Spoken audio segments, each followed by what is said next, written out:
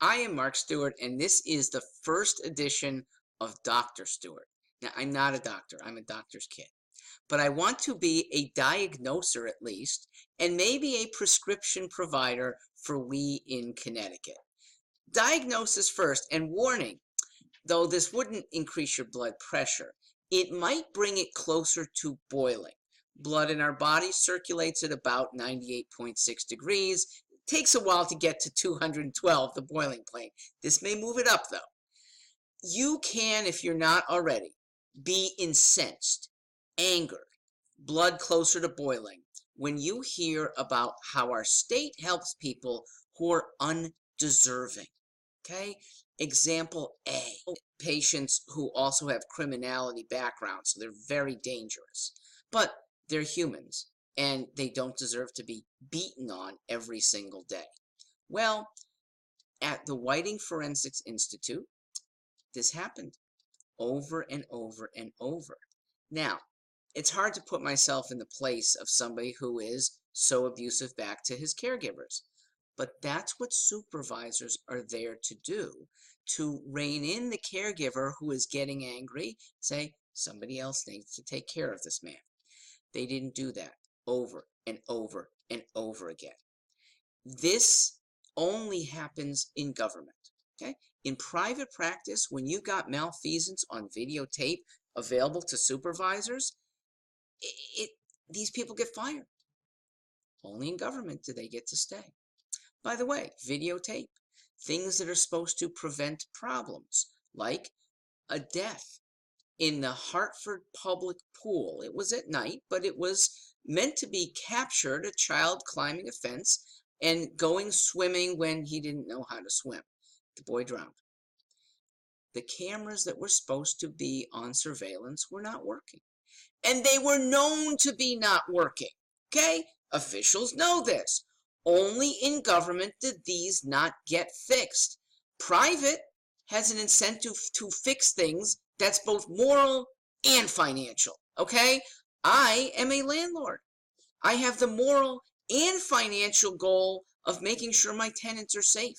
If I know a smoke detector is not working, I make sure that there's another one in my property for my tenants.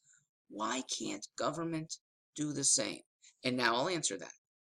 It can't, as well as private, because it's not individually responsible. Government can't be compassionate. Individuals can.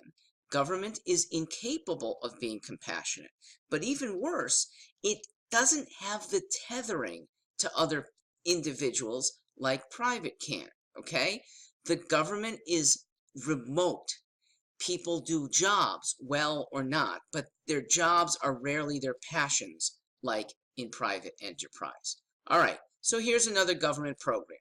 It is that we're paying people from Puerto Rico to $600 a month was the figure I got to be here, okay? Not to work, not to do volunteer service, but just to exist, okay? Now, almost all of them have families who've been here. Why aren't their families supporting them? Their kin. Somehow, the legislature has some heartstrings being pulled, but they're not our heartstrings. And so we need to divorce heartstrings that individuals can pull on themselves from government demanding it of us. And remember, a lot of the government demands aren't even for compassionate heartstring reason. They are for the sake of politics. They're for the sake of expanding your interest groups, making a good-looking video, appearing compassionate. That is the worst reason. It's not the worst reason, but it is not good because it's your money. And if you have more of your money, you can do more with your funds compassionately to help the very same people. When people have more wealth, they can do compassionate things more and better. And a final argument is a macro one.